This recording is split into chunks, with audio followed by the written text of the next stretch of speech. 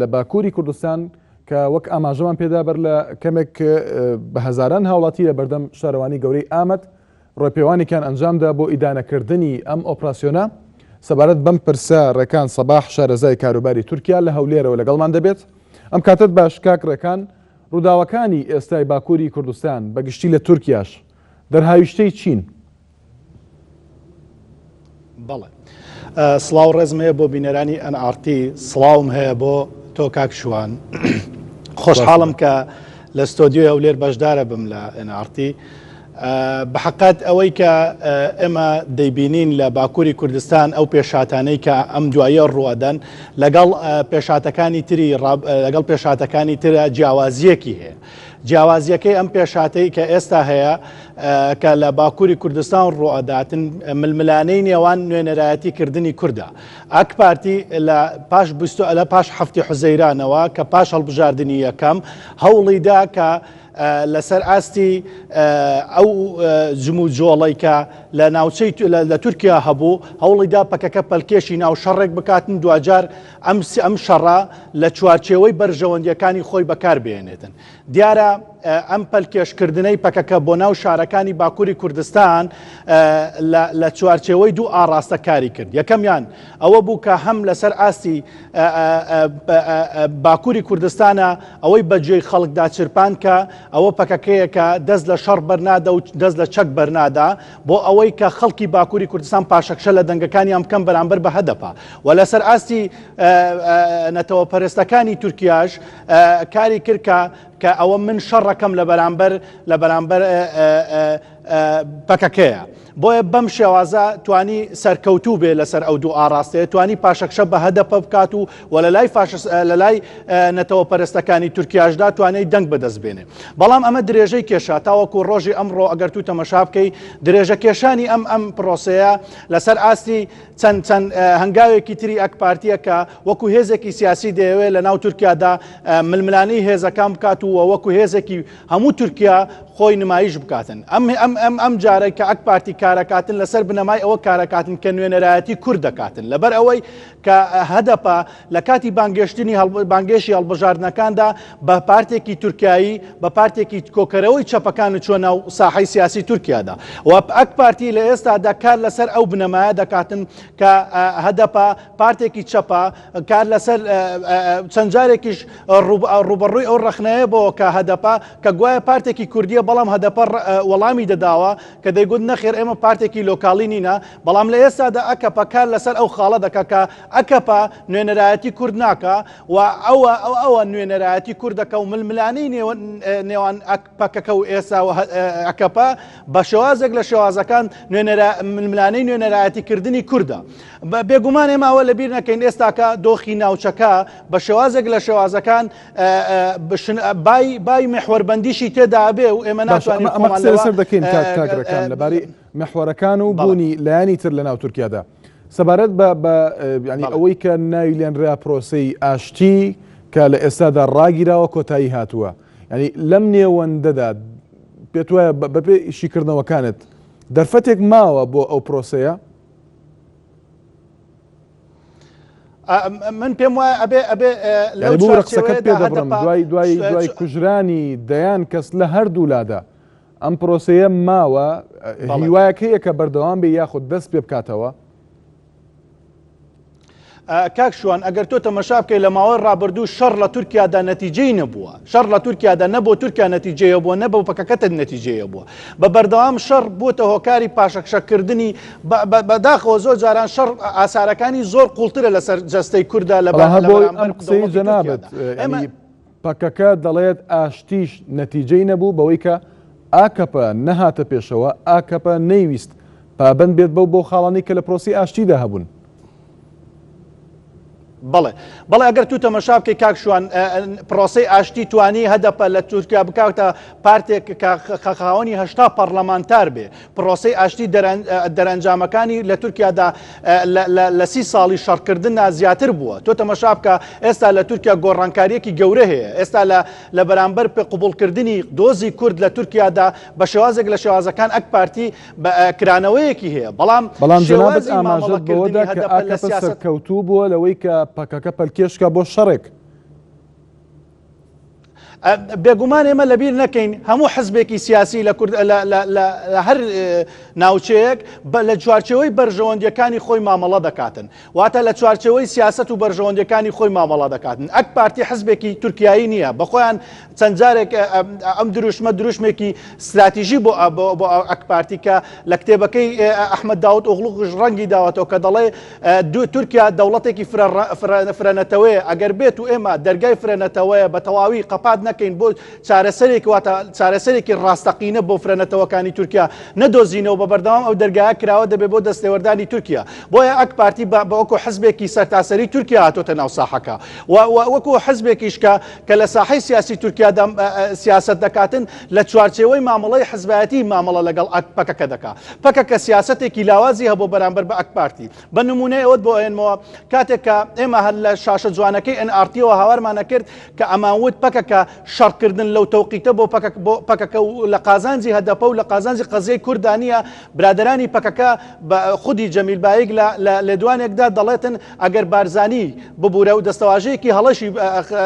ناشرینیشی بەرامبەر بە بارزانی بەکارێنا دەڵێ ئەگەر بارزانی پێی وایە ئەم شەڕەکە لە دژی پەکەکە ئەوە نازانم یعنی دەستەواژەیەکی بەکارێنا بەڵام ئەمە شەڕە لە دژی هەموو کورد. بەڵام لە دوجارە دەرکەوت کە شەڕەکە بەرامبەر بە پەکەکە بوو کە ئەم شەڕەشکەکە لە بەرامبەر پەکەکە کرا دوجار لە قەزیەی کوردی پاشەکشەوە ببوورە، دوجار لە زەرەری قەزیەی کورد بوو چووکە هەدەپە لە تورکیادا بوو بۆ هێزێک کە خاوەن 80 پەرلەمانتارە و لە ئێستادا ئەکەپە بە شێوازێکی تر بە میتۆدێکی تر هاتۆتە ناو باکووری کوردستان کە دەیەوێ خۆی نوێنەرایەتی قەزیەی کورد لە باکووری کوردستان بە حکمی ئەوەی لە باکووری کوردستان جارێکی کە خەڵکی کورد لە باکووری کوردستان دەنگی بە ئەکەپەدایەوە و پاشەکشەی کرد لە هەدەپەیە. بۆیە بەڕاستی لە ئێستادا ئەگەر تو تەمەشا بکەی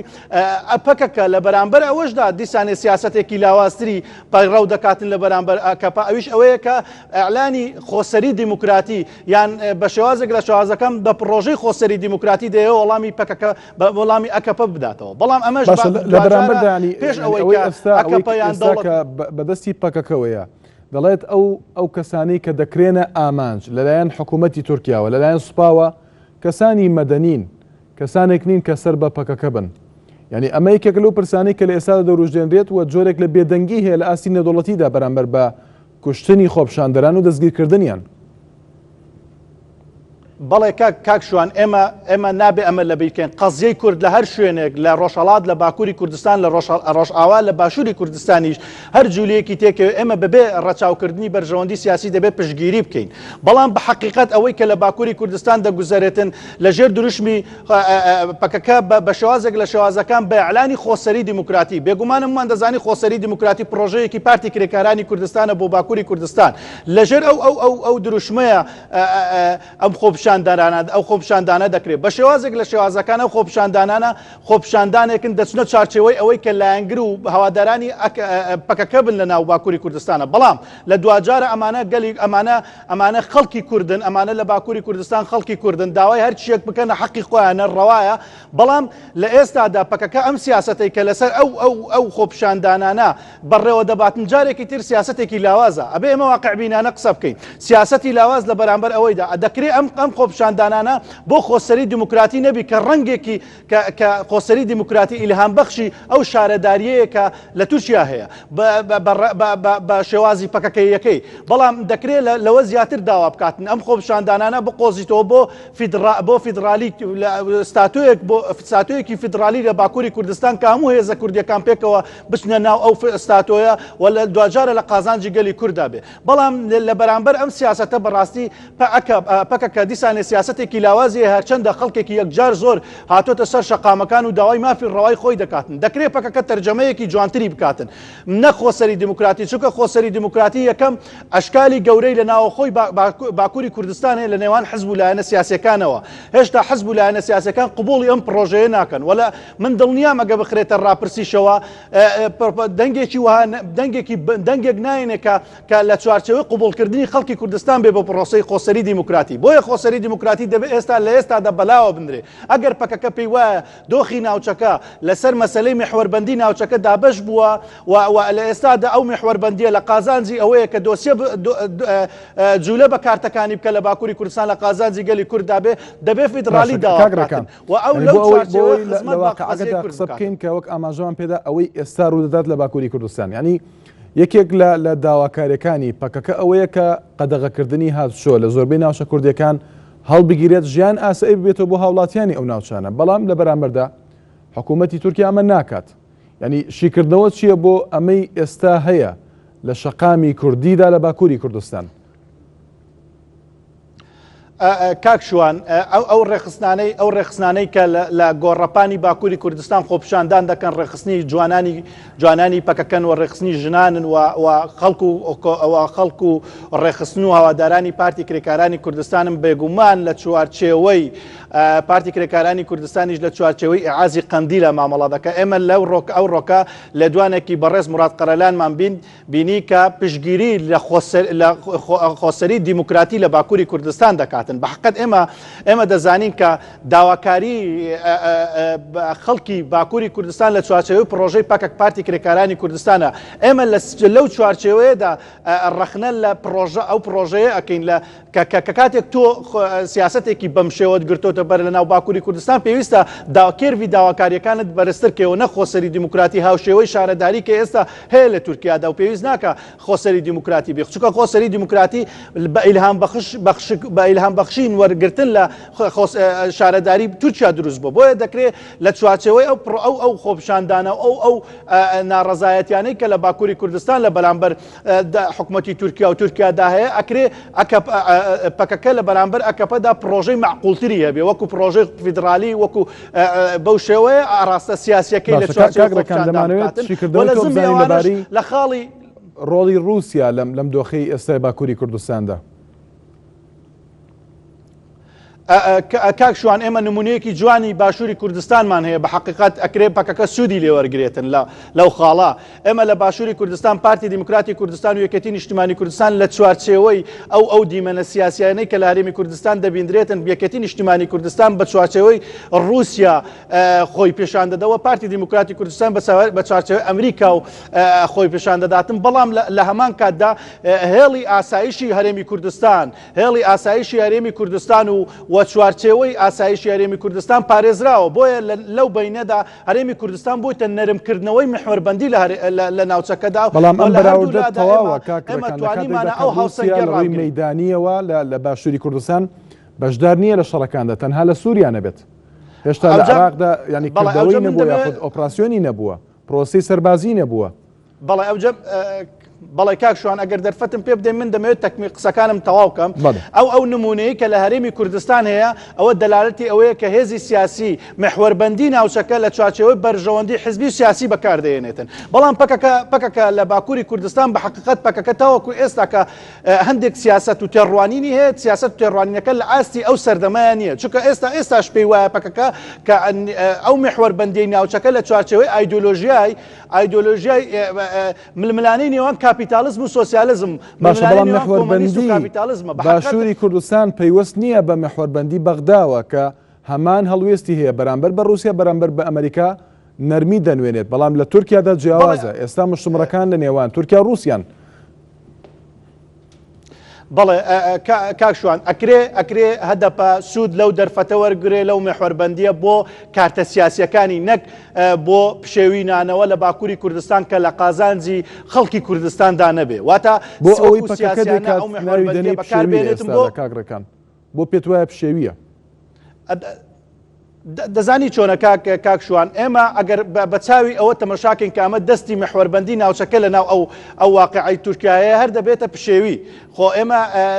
ئەگەر دەستی محوەربەندی لە ناوی دانیە و پرۆژەیەکی نەتەوەیە و لە چارچەوەی نەتەوەی ئەوە بە قسەیەکی تری لەسەرەکرێ بەڵام ئەگەر بەم شێوەشی کردنەوەی بۆ بکەین کە ئەوە دەستێکی محوەربەندی تێدا و لە بەرامبەر تورکیا دەجولێندرێ ئەمە بابەتێکن دەبێت واقعبینانە لەسەر ئەو سیاسەتە قسە بکەین واتە ئێمە دەبێت بەم شێوە